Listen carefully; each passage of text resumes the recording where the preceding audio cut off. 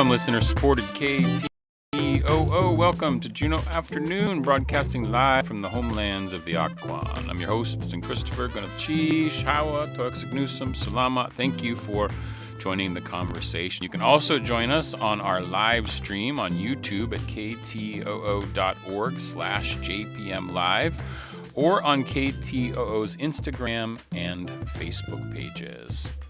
Conversations coming up today, Wednesday, October 8th.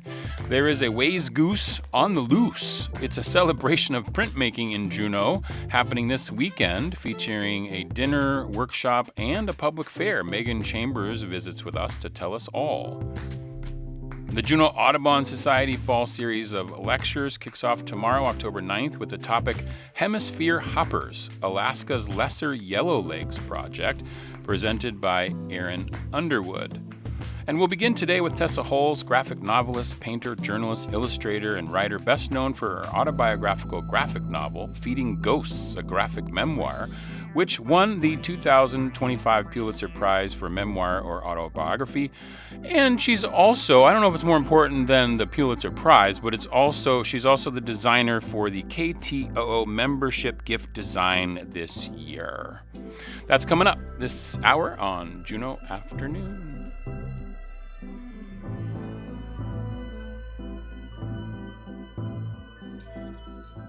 Support for Juneau Afternoon comes from Heritage Coffee Roasting Company, providing Juneau with locally roasted coffee for over 40 years, with cafes and drive-through locations throughout Juneau. More at heritagecoffee.com.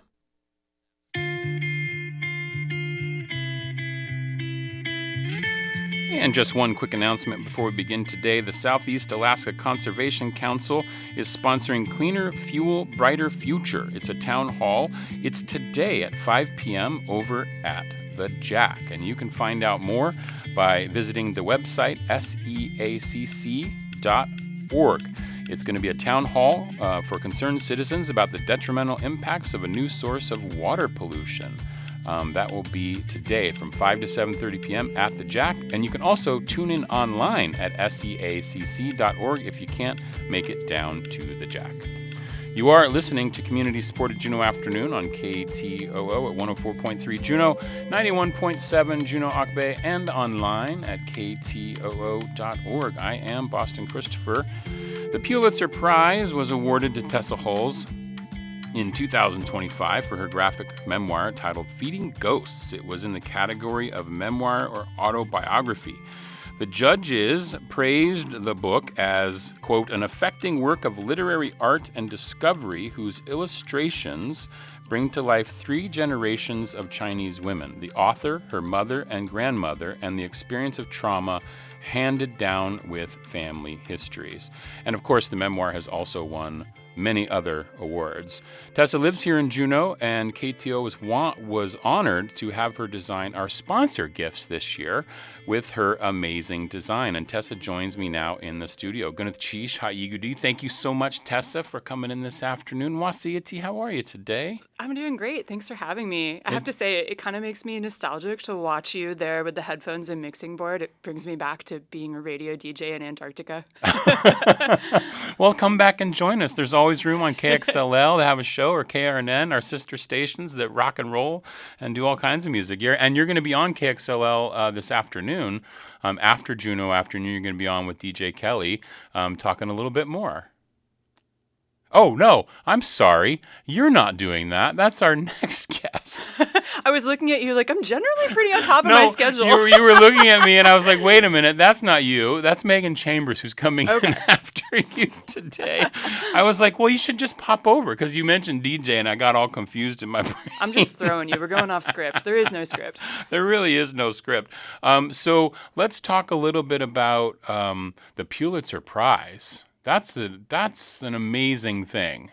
And how does that happen? Tell us how that happens.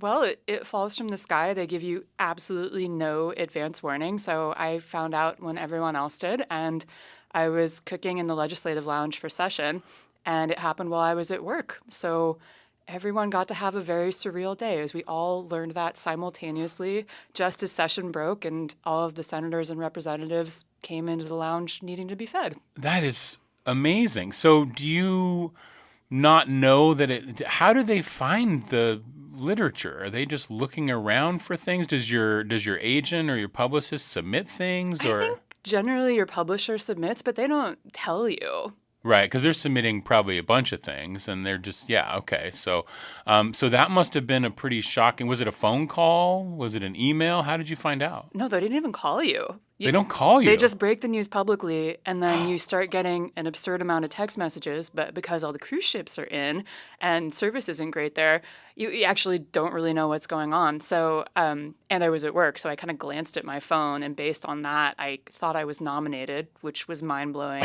enough. And then yeah, Rep Refridge was sitting there, and he kept looking on his phone. And he came over to me, and he was the one who told me. He's like, "No, you're not nominated. You won."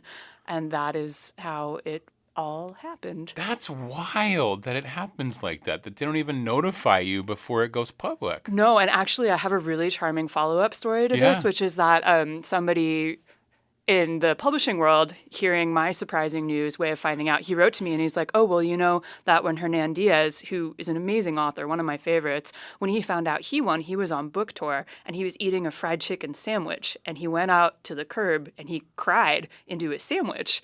And so I was like, "Oh, well, what a great excuse." And so I emailed him because, now that's a nice thing. You get the Pulitzer and you can just cold email people. Yeah. And I wrote him and was like, it's probably the only two human beings who had that sandwich related shock. Just wanted to say, I love your work. So that happened was it March or April? When was this? That was May 5th. So May Cinco 5th. de Mayo for me is always going to have a different connotation. Oh, that's true. Yeah. So have things, what happens after? Like do people start, like you said, obviously you get information, people you probably hadn't heard from in years, finding you on Facebook or texting you. But then does other things happen business-wise? Do people start reaching out or what happens? Definitely. Everyone you've ever known contacts you, which is Yeah. both wonderful and overwhelming. And then it opens a lot of doors, and it feels like walking through a portal where the people who used to be your untouchable luminaries are now in some way almost your peers. Right. So that has been happening where the sorts of events and speaking engagements that people are asking me to do, I have to like pinch myself to be like, you want me to talk to who now and do what now? So are and- you traveling more then, or will you be traveling more? I'm trying to keep it to a reasonable scale because something that I've been thinking about a lot of late is the difference between communities of thought and communities of place. And I think as a culture, we're very overextended by belonging to communities of thought. But at least for me, there's not that same sense of grounding that comes from a community of place. And I'm in a chapter where I am trying to deliberately have more place-based community and less thought-based community. That's fascinating. Okay. Yeah. So can you give me an example of what the difference is between thought and place-based community?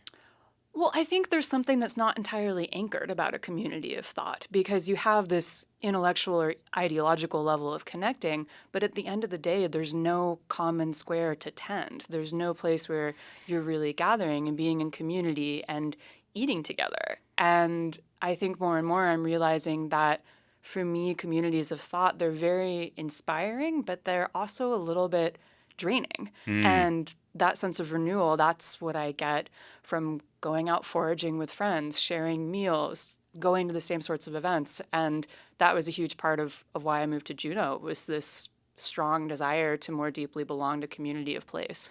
Yeah, it's interesting. I was at a conference recently, and the idea of community came up and how to build that. And one of the requirements, which I thought was really fascinating, was making space, right? Making a space for that community to happen. So, like, I think of Juneau as a really great community, and it is a space, right? But maybe I'm not smart enough to figure all this out. But the idea of the community of thought is sort of a little bit ethereal in some ways, and like doesn't have like a groundedness necessarily as much as a community of space like that, which would be kind of interesting. Yeah, that's where I've arrived with it. I Okay. want to have a more IRL life in general.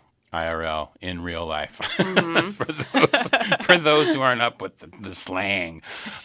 So let's talk a little bit about feeding ghosts. This was a project that took you a long time to work on. 10 years? Yeah, start to finish, 10 years. I began it a couple months after I turned 30, and it came out when I turned 39. So it truly was the entirety of my 30s. Wow. And what inspired you to begin the journey of writing it? I couldn't run any further than I already had. I mean, really, it was Yeah. kind of almost a war of attrition in that sense, where I had this really bonkers family history. And on some level, I knew that the reason I had been born with this capacity as a writer and an artist is because my family needed me to finish this story. And I just wasn't up for that task until I knew that my own foundation was solid enough to be able to enter it. So that's why I didn't start till I was 30, and I really don't think I could have started any earlier. Did you feel the urge to, had you been thinking about it for a long time before you started? I think in some way I had, because there was something that was haunting me, and it wasn't necessarily defined, but I knew that there was something in my family that I was running from. And it really was after my grandmother died in 2012, that's when I started to really understand, I think this is it. I think this is the thing that I need to face. And so I started the book in 2015. So it was about 3 years before I really took the leap.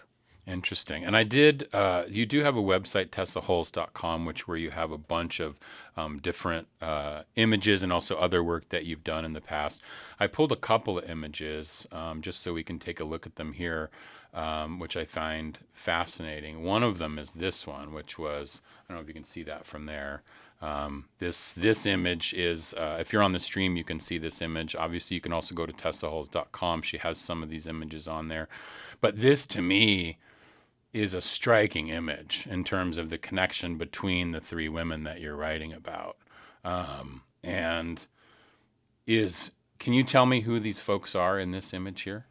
Yeah, so what you're looking at is a triangular composition comprised of me, my mother, and my grandmother, with me holding a copy of my grandmother's book in the middle, and with us kind of having this entwined ribcage pattern to form an interconnected system. And I'm somebody who was a painter before I started working in comics, and so Renaissance composition with triangles, that's something I was thinking about. And I actually structured the book as a series of interlocking trios. So you have myself, my mother, my grandmother, you have America, Hong Kong, and China, and you have past, present, and future. And I'm somebody who thinks in very mechanical and structural ways. So that almost repeating fractal pattern of 3 trios is how I structured the whole narrative. And really the cornerstone of the book is Chinese history. And my way into it was by looking at, okay, what happened to my family, and then expanding out from there to really show how that was connected to the broader story of what was happening in China during the communist rise to power. Wow. It's striking. It's striking imagery. It's really fascinating. I can see why you maybe won an award for it. No, it's fantastic. The other thing that I noticed on your website was there's an image on the homepage, and there's a bunch of stuff in there about talking about things that you've done and different stuff. And there's a little asterisk near the bottom, and it says, "I won't be writing another book." Tell me about the reason for not wanting to write another. Okay, I'm going to explain this with a tangent, where hopefully some of your listeners have seen the movie Gattaca, where, all right, so there's these 2 brothers, one of them like genetically superior, clearly destined to win, and the other one was supposed to have just failed his entire life, but through stubbornness, he's going to succeed. And the 2 of them would have these swimming contests, and whoever was the last to turn back would win, and always the younger brother would lose. And then one time he wins and has to rescue his stronger older brother and help him get back. And as they're on the shore, the older brother asks and said, "How did you do that?"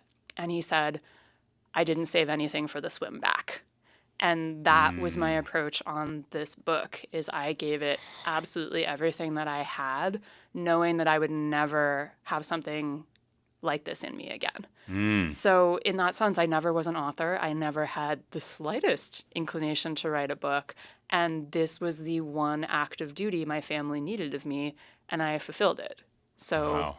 I am now going to return to not being an author. To not being so your first and only book at this point. You might change your mind later, but you never know. Well, I don't think I'm going to change my mind about a book because Yeah. the thing is, for me, I know that I work in all-consuming bursts. When I am working on a project, I live in that project. It's my world. And I think that's why I know books are not something that I can do because you can't keep up that sprint for 5 years.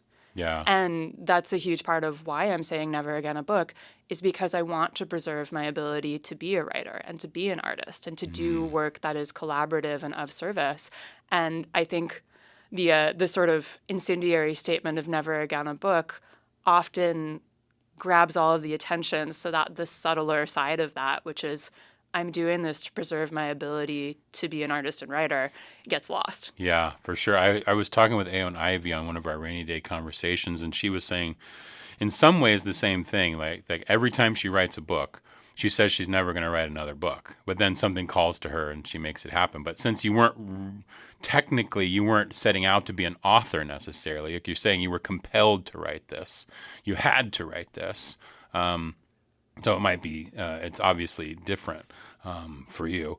So what do you then do in terms of, because you're going to get asked that question a lot, or you probably already have, like, what book are you working on next, Tessa? And you're like, I'm not writing another book, because everybody wants to know what the next thing is. So what is the next thing if it's not a book for you? I'm so happy to answer that because I am working on plenty of things Yeah. that are not another book.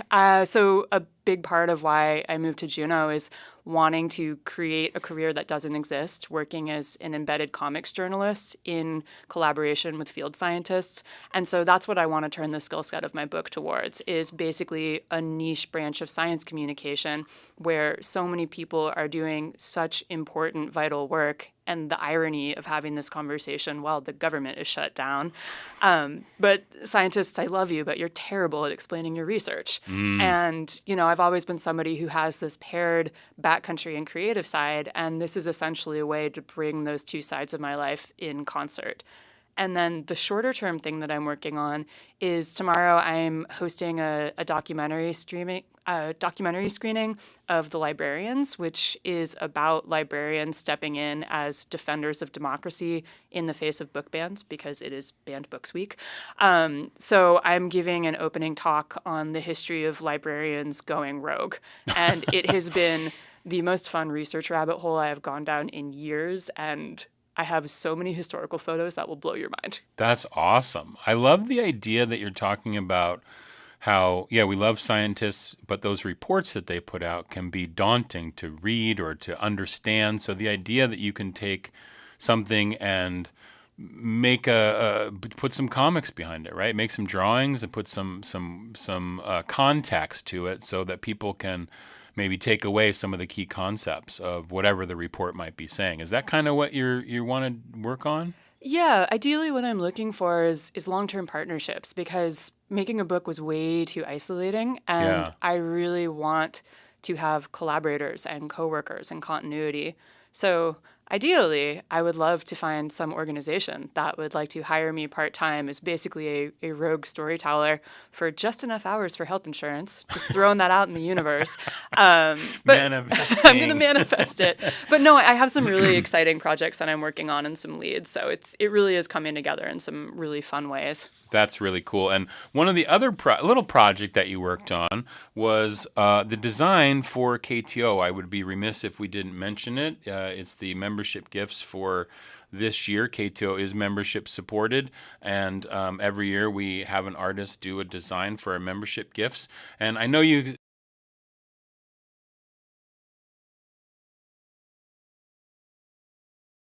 This is on how you came... Yeah, I knew that I wanted to do something Juneau related, obviously, and my first go-to is, okay, what is the landscape? What is the life here? And with water being so fundamental, whether it's coming from the sky frequently right, or on the shorelines, I wanted to do something that kind of spoke to the rich dynamic life in the waters here. So I just thought about all of the really lovely intertidal walks that I've gone on and poking at seaweed, and so decided to do something radio related of a woman dropping recording equipment into the water, and then the KTOO logo in Juneau seaweed. And you do know that both of our few of our reporters have actually done this.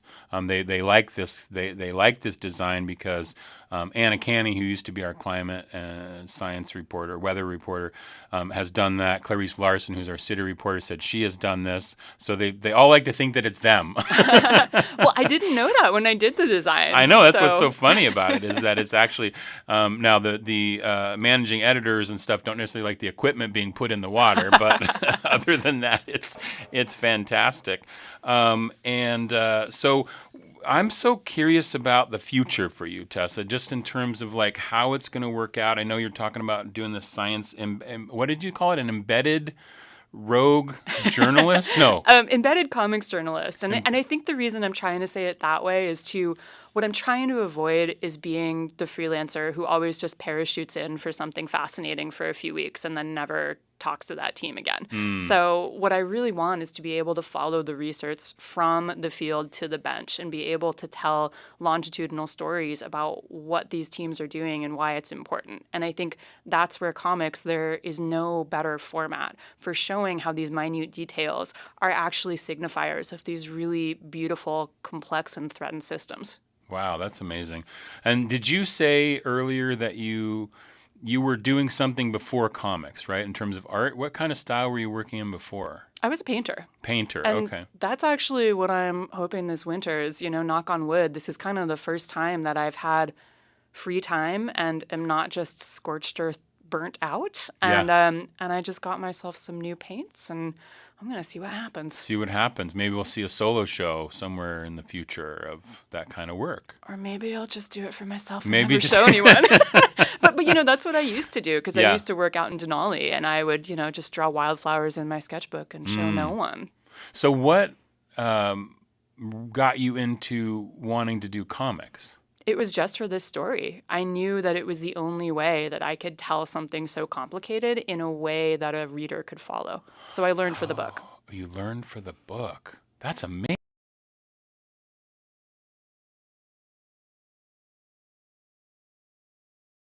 Yeah. Your whole life you've been painting. Yeah. Wow, that's amazing. Tessa Hulls, Pulitzer Prize winner for Feeding Ghosts, which I'm sure is available everywhere, which is great. And of course, also mentioning she'll be doing a pre-show talk tomorrow at the Gold Town for the movie The Librarians. I love the idea of rogue librarians. I don't know why that gets me, but I think that's going to be really fun. And what time is that tomorrow at the Gold Town? It's at 6:30, and I will say that the talk involves 3 different kinds of camels, which absolutely has to do with rogue librarians. I love it. Leave us with a little tease. I like that. You'll have to come see the images. Absolutely. Tessa Hulls, you can find more about Tessa and follow her at tessahulls.com. Gwyneth Cheese for coming in today. I really appreciate you being here. Yeah, thanks for having me. Of course. This is Juneau Afternoon on KTOO. Hanson Gress. Ka eat with the shuyi where kashuk ayitin. Jin kat ka ke jin tak kanakaya ha anikak gunis cheese. I'm Dr. Anthony Lazarowitz, and this is Climate Connections. In June, a small roadside grass fire started in Oregon. The fire was only about the size of a hockey rink, but a new satellite orbiting Earth was able to detect it. The satellite is the first in the FireSat program, a network of orbiting satellites that will track fires around the world. So catch and understand every single fire, understand its growth, where it's moving, how intense it is, what its impacts can be, so that we can make better decisions over time. Brian Collins is with the Earthfire Alliance, a nonprofit coalition that leads the FireSat program. The group is currently testing its system, but when they launch 3 more satellites next year, they'll share the data more widely with first responders and the public. So a firefighter can make a better decision in the face of a crisis event that is happening. So I'm very excited about that. By 2030, FireSat plans to have 50 satellites in orbit, providing a near real-time view of fires burning anywhere on Earth.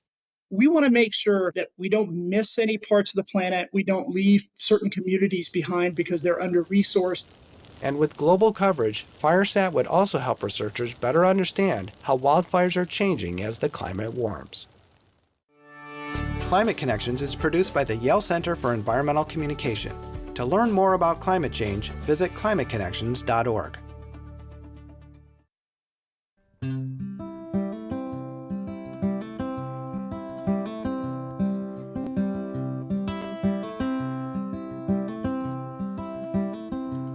Oh, the kid is drowning in work that he didn't choose to do,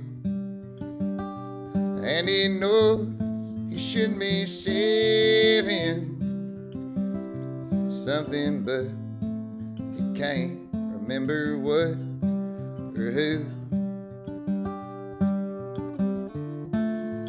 Can't fix this with bourbon. Can't sterilize his frame. Duh, it won't let down forever.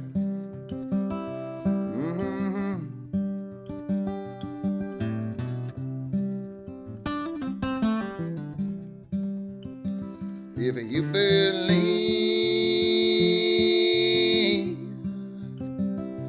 what you read online, you're gonna die bitter.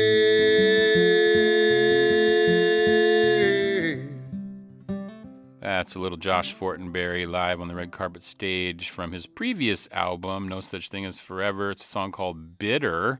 His new album, Tidy Memorial, you can check back. We did a show with Josh yesterday. That post will be going up later today. He did some songs yesterday from his new album. He's got some album release parties this weekend. And the guest I have in the studio, it's the new album called Tidy Memorial, and Megan Chambers did the artwork for it. I did. It was so fun. So Gwyneth Cheese for that. You can check that out. You can go to joshfortenberry.com and see all that and enjoy those parties. This is Juneau Afternoon from your listener-supported public media station, KTOO. I'm your host, Boston Christopher. A weekend of sharing knowledge, connecting, and providing access to anyone interested in printmaking is ahead with Juneau Wayzgoose. What's a Wayzgoose? Well, we're going to find out from Megan here in just a minute. With events on Friday and Saturday, including dinners, workshops, and a public fair open to all. The organizers are calling it the first annual, so hopefully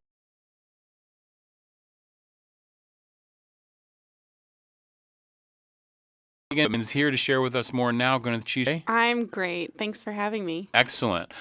So let's start with the obvious. What's a Wayzgoose? A Wayzgoose is just a big print party. Okay. It's the history of Wayzgoose as an event goes back to at least the 1600s, maybe earlier, but 1600s is the first documented example we have of a Wayzgoose, and it was when a master printer, so think of a big print shop like churning out books or newspapers or things like that, would give his print shop the day off, all the workers, and host a big feast. And it typically took place in the fall around St. Bartholomew's Day, or when a print shop had to go from printing by daylight to candlelight. So interesting. That feels very on theme for this time of year in Alaska, as we have the solstice just passed and daylight savings approaching, and those getting big darker and darker. Yeah, for sure. So this is going to be. There's a public component of this, but is some of this only for printmakers then? No. Yes and no. Some of it is only for people that are ready to get their hands dirty in printmaking. Okay.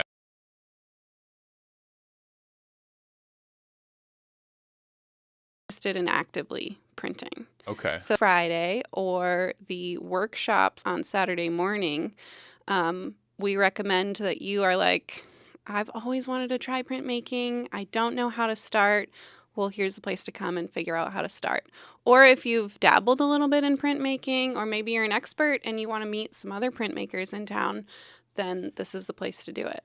Yeah, so it's the subtitle is a celebration of printmaking. Yeah. So that's kind of fun. How did this come about? How did you decide to put this event on? Wayzgoose is now, I just talked about the history a little bit, but Wayzgoose now in the modern era is really just an excuse for printmakers to get together, to network, to have professional development opportunities. They take place all across the country and all over the world, really, for anyone who's interested in printmaking. So I've looked at attending a few Wayzgooses that are more established and have been going on for a while just to further my own practice. And then the printmaking community in the last 5 to 10 years has really flourished in Juneau. And it's been really fun to see. I've been printmaking myself for close to 6 years. And it was a little bit of a I love it. It's my passion and my career now, but a little bit of a lonely, isolating start because we're often just making prints in our garage or our home studio. So once I saw that there were many more people printing here and that we were not really communicating with each other, I put together a group of people that I knew who taught or who were, more public-facing members of the community. Some of them own businesses. Some of them are just individual artists who are really passionate about printmaking or doing other community events related to printmaking.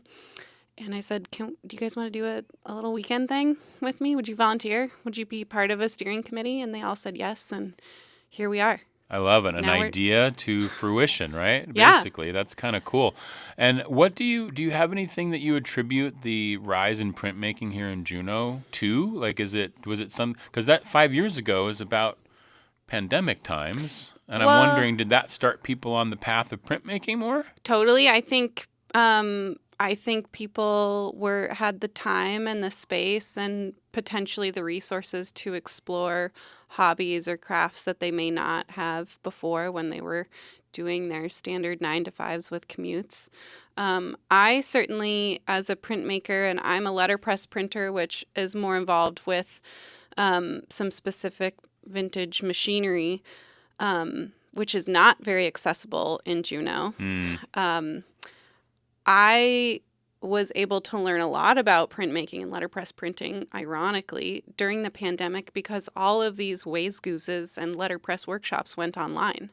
And so suddenly, as someone in Southeast Alaska who would have had to take time off work, buy a ticket, go attend a workshop, rent a hotel, suddenly I could just register for these things and go online. And so that could play a role too. That's certainly my personal story. But I mean, if we think about the political climate at the moment and the role that printmaking has played in sharing knowledge and advocating for philosophies and thoughts and movements, I think printmaking has always been a craft and an art of the people. Yeah. And so that could be a big reason why printmaking is accessible and interesting craft. And it is interesting because there's different ways to do printmaking, right? Because like you Yeah. said, some of the machinery is difficult to come by or Yes. harder to use or to learn, but then there's other simpler ways to print make. So is that some of the stuff that you'll be talking about this weekend? Yep, and both during the workshops on Saturday and then also during the public print fair in the afternoon, which runs 2 to 5, we will have a lineup of presses, and you can check out everything from hand printing with a wooden spoon to all the way up to what I do, which is letterpress printing with a larger machine. I won't have my biggest letterpress machine down there because it weighs literally 1 ton and I'd have to move it with a forklift. Wow. But I will bring my small tabletop press, which is a condensed version and what I started printing on myself. How do I make something with a wooden spoon? You would carve a print form, so maybe carve a wood block. That's Yeah. easy to picture. You would ink it up. You would put paper on your wood block, and you would use the back of a wooden spoon to slowly rub it. Rub the back of the paper, and that's how that's still how many people pull a print. Wow, that's So amazing. printmaking is, you can start at home with 3 or 4 materials Yeah. and a lot of trial and error. But the beauty of coming to the workshops is that you can come listen to 6 panelists who have probably, 100 or more years of printmaking experience in the room Wow. and get all of these tips. Like, I want to hand print. Maybe you should think about Japanese paper, which pulls really nice prints with just a wooden spoon. Okay, so let's talk about the order of events here. So Friday night at 6 o'clock, there's a dinner at the Jack. Now these are ticketed events, except for the public print fair, which is open to all, no charge for the public print fair. But the printer's dinner, Friday, October 10th at 6 p.m., is at the Jack. It's $20. And so what's going to happen at the dinner on Friday? The dinner is our chance to network and meet each other before we do the workshops. And that's kind of the nod to the Wayzgoose, the traditional Wayzgoose, which was often a feast or a party or a have dinner and go down to the pub afterwards. I love that. So, and it's a potluck too. Oh, I'll also potluck. add that our numbers are getting very tight for the dinner. So get your tickets today if you want to. We don't have many left. And where do people go to do that? Our tickets are all being sold through the Jack. Okay, and so so you can either go to the Jack ticketing website or you could go to Juneau-Wayzgoose.com and we've got a link there too. And Wayzgoose is W-A-Y-Z Goose. Yep. Yeah, I love it. Okay, and then Saturday from 8 to 1 at the Jack is the workshop. There are scholarships available. Are there still scholarships available for we folks? do. We have at least 5 scholarships available still. The workshop registration is $40. That pays for your entrance to the workshop. Breakfast and coffee and tea catered by Copa, and you get a T-shirt. Awesome. Which is pretty cool. And I see topics here such as Paper 101, like you were talking about, Press Expo, relief printing, letter press printing, a tool show and tell, and mono printing. Mono printing might come in handy for the 12 by 12 because it's at the City Museum, right? It's monochrome. Oh yeah. Is the idea monochrome in color? Yep. Right, so because you can have many different shades, I guess, of one color, but that's kind of cool. And then the public print fair, which is like you said, 2 to 5 at the Jack. It's open to all, and there's going to be demos and other things, right? There's going to be what do I see? Fruit and veggie printing. Yeah, so I have a toddler, and I certainly would not put carving tools into his hand. But I would give him an apple or maybe a potato that has been pre-carved with a star on it, cut in half to print. And so we have at the public print fair, we'll have a bunch of different stations like fruit and veggie printing, which will be great for those little kiddos. Yeah. You can print postcards. I'll demo the letterpress. You can print your own clothing, like bring a piece of clothing in, and we have pre-carved a bunch of different goose designs. Cool. And you could print, as well as other blocks that all of this printmaking community are just going to bring in and donate for the weekend. We've got a button making machine. We'll have a sales booth. So all of these printers will bring things for sale if they want. And you can browse some really amazing prints and support the artists that are attending and participating. And then we'll have a really cool communal print where my friend Jessica, who's on the steering committee, who's a screen printer, has screen printed the poster artwork in the middle of a large sheet of paper. And anyone that carves anything over the weekend, including at an open carve station, so you could come to the public print fair and go hang out at the open carve station and carve a little block yourself. And then we'll print that on this one large sheet of paper.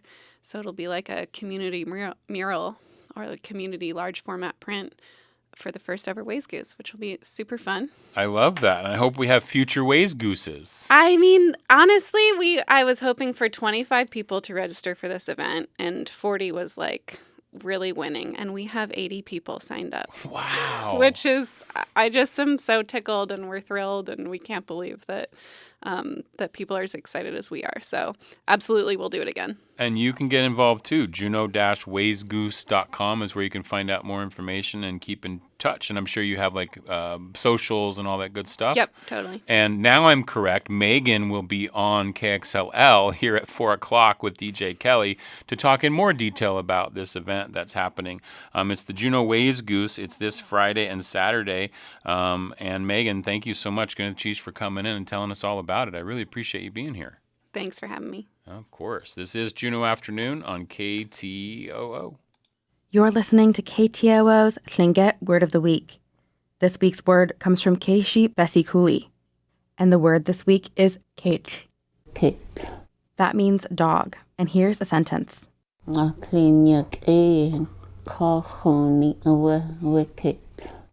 dog is the man's best friend. Let's hear it again. Kate. Gunesh Chish to Juneau Lance Twitchell, Goldbelt Heritage Foundation, and the University of Alaska Southeast for this audio. Keishi Besikuli is Koketan and a child of a Yenyedi man. She is from Daislin, Teslin, and grew up spending time in Teslin and around Teslin Lake. She earned a master's degree in Indigenous Languages and Linguistics from Simon Fraser University and interviewed many speakers for the Hashagun language series. She is currently translating projects for the children of the Taku Society. Tune in next week for another Tlingit Word of the Week from KTOO. Support for Juneau Afternoon comes from Alaska Airlines Club 49. Membership information available at club49hub.com. This is BirdNote.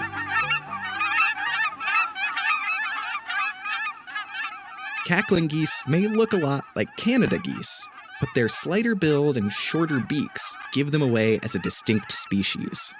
And one subspecies in particular has a very special story. Aleutian cackling geese build their nests on a chain of islands off the western coast of Alaska. In the 1700s, fur traders introduced an invasive species of fox to the islands, with devastating consequences for the geese. For decades, Aleutian cackling geese were believed to be extinct. But in the 1960s, a biologist discovered a group of around 300 birds nesting on Buldeer Island. The fortuitous discovery allowed conservationists to put the birds on the endangered species list. And this paved the way for federal protections on their Alaskan nesting grounds and their wintering territories in Oregon and California.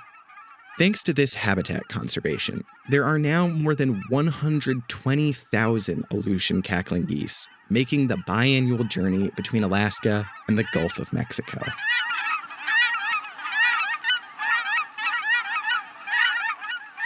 To learn how to conserve seasonal habitats and protect the future of migratory birds in your area, start at our website, birdnote.org. I'm Mark Bramhill.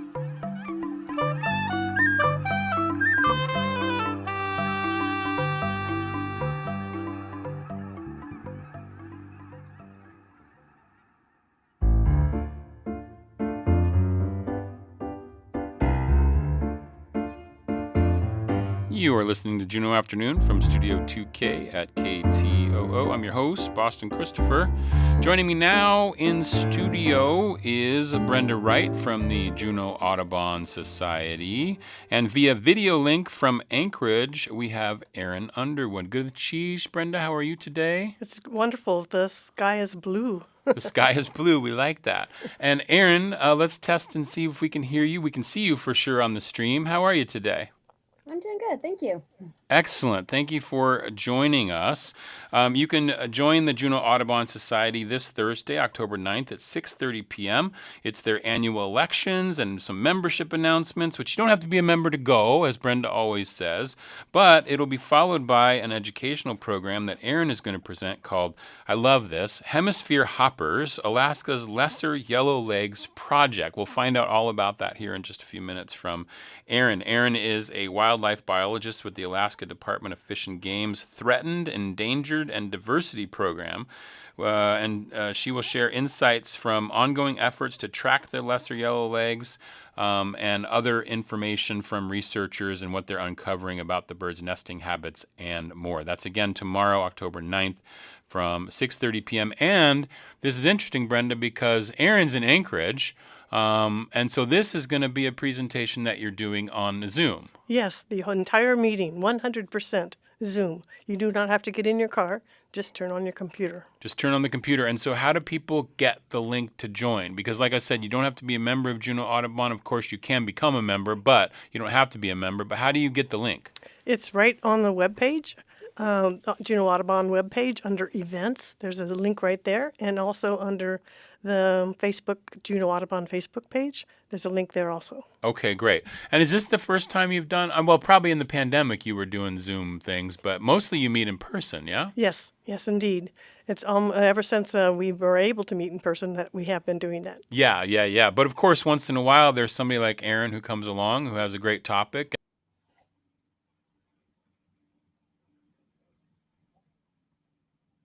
Let's find out a little bit about you, Arin, about the work that you do, and then how, let's start there, the work that you do. You cut out for a second there. Oh. Did you say?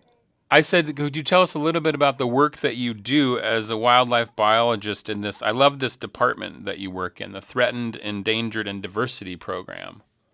Yeah. So this is a statewide non-game program, and we work with species of greatest conservation need that have populations that are declining or under threat or anything like that. So I specifically work with the Lesser Yellowlegs Project in Anchorage, and then I also work with bats and pika, and I have colleagues that work with a wide variety of other species, from red knots, other shorebirds, to lemmings, to pollinators, to golden eagles. Okay, so let me ask you this question. How did you come into wildlife biology? When did you start this journey? Yeah, so I've been born and raised in Alaska. I grew up in rural Kodiak in a commercial fishing family.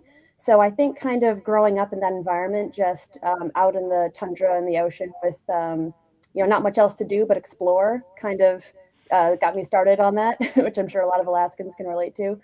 So then I went to UAA for biology and got interested in birds through the Bird Treatment and Learning Center here in Anchorage, actually. They're the rehab center for wild birds. And that got me interested in them. And so I went to graduate school for it, and luckily found this really amazing position here. That is awesome. And so is there anything in particular was there a bird that you fell in love with that got you sort of, this is the path I want to go down? Yeah, I know there's this one bird we had everywhere down in Kodiak, the golden crowned sparrow, that has that very recognizable call that most people will recognize, even if you don't know what it is. It has this kind of 3-note, like, I'm so weary. And that was just this really beautiful, ubiquitous bird call. And they have these like bright yellow caps. So that was kind of the first bird that I really thought was, interesting and cool. And then at the Bird Treatment Learning Center, I got to handle birds for the first time. I think it was a raven that I got to hold for the first time, and it kind of made it real. It was this like wild animal that, we got to take care of and help. And that kind of, sparked my interest in birds. And then I studied puffins in grad school. So puffins are kind of a special bird for me too. And now I'm with the Lesser Yellowleg. So there's kind of a variety of birds. All right. And I do have a picture here. I have a picture of you with the, I think that's a lesser yellowleg, right? Yeah, that's one we banded this summer. Yeah, okay. And so let's talk a little bit about these. Is it lesser yellowlegs or yes yellowlegs? Lesser yellowlegs. Lesser yellowlegs. Okay. Yeah, they're kind of a companion to the greater yellowlegs. There's a what? There's a greater and a lesser. There's a greater and a lesser. You mean, is one bigger than the other, Brenda? Yes. Oh, okay. I have some other pictures here, too, that really sort of shows the yellow legs, I guess, because I'm assuming that's why they're called that. So these are wonderful wildlife photos that you took. You took these, Arin? Yeah, I took those this last summer during our field season. Okay. And so what is the project that you're working on with the yellow legs? Tell us a little bit about that. Yeah, so the Lesser Yellowlegs project has been running since 2018, and it's in Anchorage, but it's also has a branch up in Fairbanks.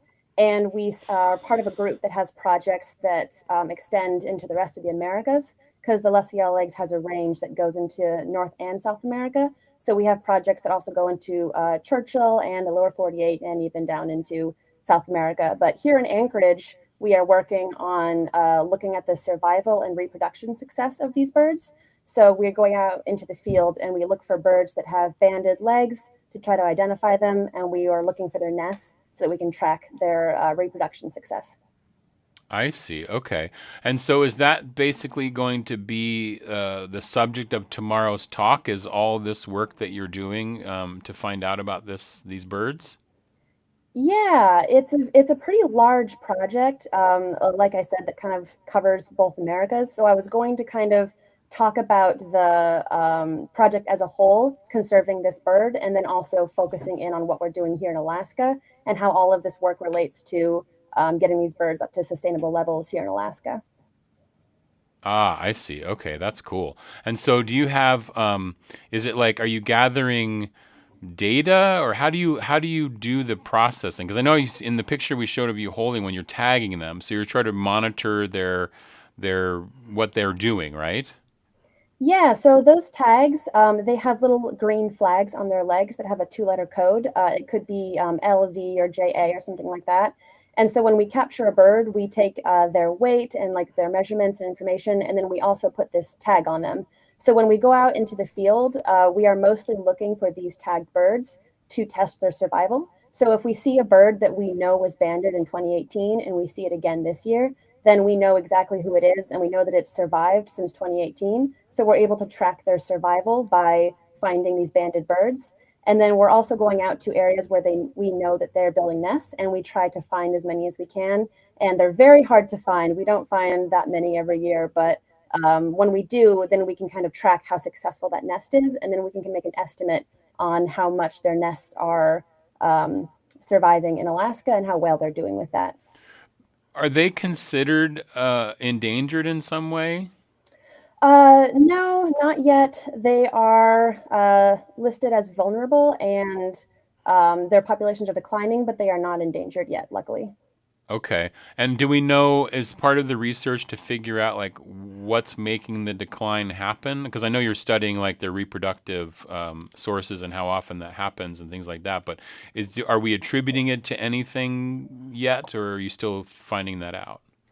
Yeah, so that is one of the main goals of the Lesser Yellowlegs Working Group. And because of their large range, there's a lot of different things that are worrying the population. So there's things in Alaska, but there's also things in the lower 48 in Canada and South America. So part of this project is we are looking at how they're doing in Alaska, but then we also have branches that are investigating potential threats down in the rest of their range. And this includes agricultural practices. There is hunting down in the Caribbean, shoreline hardening where habitat is disappearing, and things like that. So this is all kind of ongoing, and this project is a puzzle piece of that. Wow. Okay. That sounds intense, Brenda. Well, the nicest thing about a lesser yellowlegs is when they pass through Juneau, sometimes they go and stand right next to a greater yellowlegs. Oh, interesting. And so you can actually identify them. Where's the best place to see them here in Juneau? When would we see them? Well, for me, it's mostly passing through, and oftentimes it's Eagle Beach or along the Dyke Trail, along those shallow areas where they like to feed. I see. Okay. And what time of year is that usually? Well, for us, they often pass through here in August. Okay. So we've kind of missed them now, but something to look out for because they're really, I mean, those pictures that we were showing there on the stream they look like really fascinating birds in terms of like their construction, right? I mean, you would be able to know because of these yellow legs. And how much bigger are the graders than these lessers? They're a good head taller. Really? Okay. Yes. So that's something to know about. And do we see more of the greater or the lesser here in Juneau? We have greater yellowlegs live with us all summer. Oh, okay. So they the don't greater pass through and leave. They stay with us. they hang out. Okay, that's kind of cool. I love that.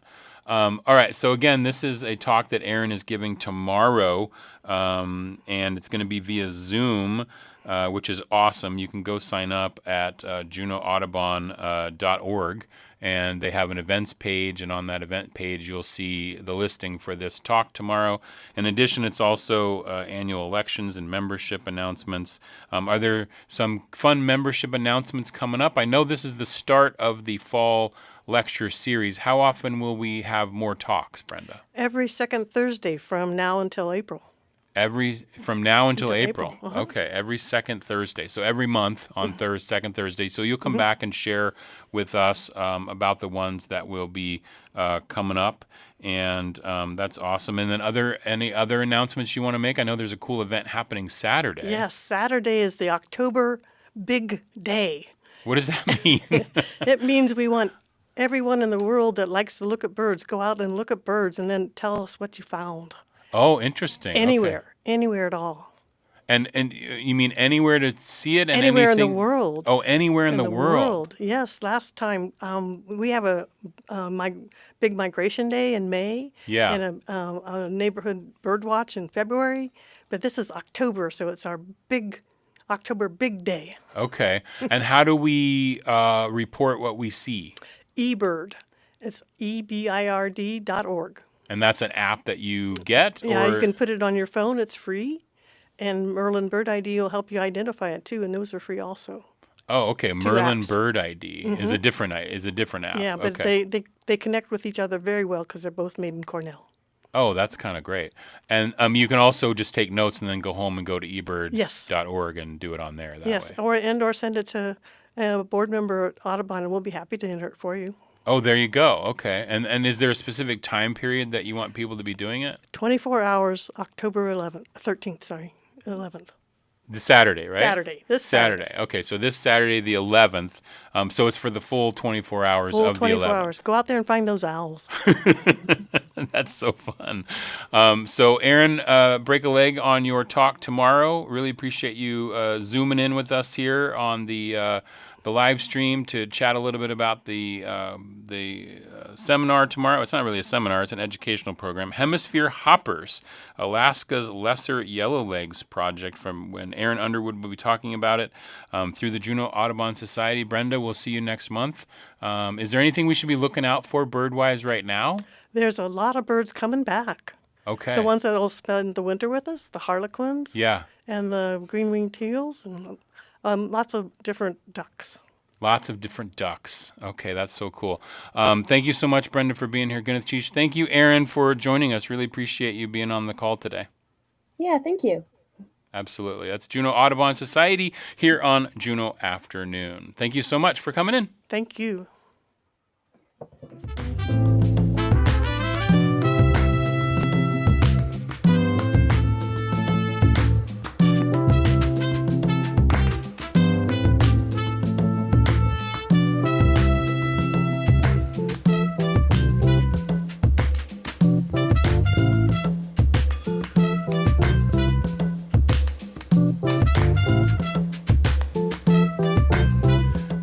That will do it for today's Juneau Afternoon. Local stories, local events, local connection made possible by you via your donation and membership at ktoo.org.